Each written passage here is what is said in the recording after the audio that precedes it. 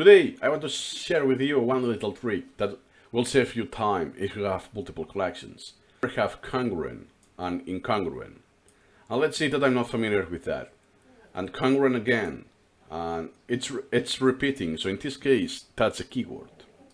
So what I will want to do is checking if this word exists in the English collection and see what's the definition of it.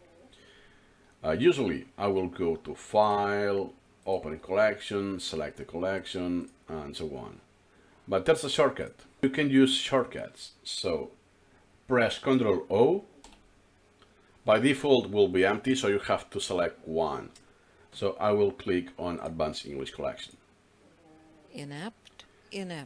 So now if I press Ctrl O once again, I have read it on my favorites or bookmark collections.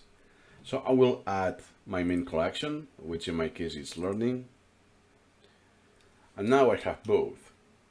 And if you noticed, you have one key binding, one letter, usually the first one of the name of the collection.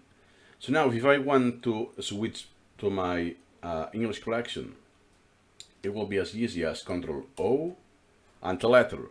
But in this case, it's already the selected one because it's the first. So I just can click on enter. Inept. It's pretty quick. So now I want to switch back to my learning collection. It's Ctrl O, and I can either press on L, but also the down and up arrow also work. So I can also go by down and enter. Gotcha.